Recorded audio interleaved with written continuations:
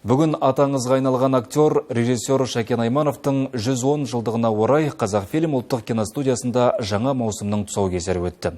Еліміздің танымал киногерлерінің қатысуымен өткен салтанатты жиын барысында 9 жаңа кино жоба таныстырылды. Олардың 5-еуі коммерциялық болса, қалған 4-еуі мемлекеттік қолдауға ие болды.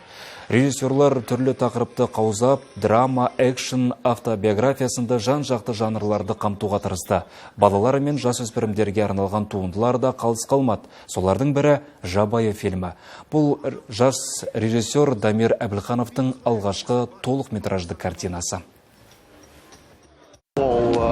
Балаларға арналған кино, жабайы иттер жайлы, бірақ бұл киноның негізгі мақсаты үлкен проблеманы қозғап, айтатын кино ретінде көрсеткіміз келеді. Жабайы иттер жайлы олардың даладағы өмірі, өзіңіз біле кетсеңіздер, қазіргі таңда оларға ешкім қарамайды, олар үлкен қиындықта өмір сүреді. Осы проблеманың бір шешімін тапсақ екенбіз деп ойлап отыр. Сценарий бітеді, біз Құдай қаласа түсірілімге бастаймыз, и соңында ары уже кинода Құдай қаласа көрсетеміз.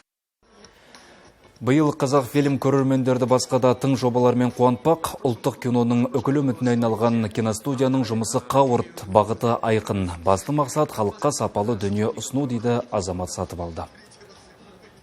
Бүгінгі шараның мақсаты біздің биылғы 1 жылдық бағытымызды анықтап беру. Салыстырмалы түрде айтсақ, былтыр Қазақфильм 1 кино түсірген жоқ. Биыл Қазақфильм 9 кино түсіреді. Бірінші тарихта осындай болып тұр. Қазақфильм 5 кино жобаны бір тиынсыз түсіреді. Бұл біздің кәдімгі елге көрсеткіміз келеді бәріне.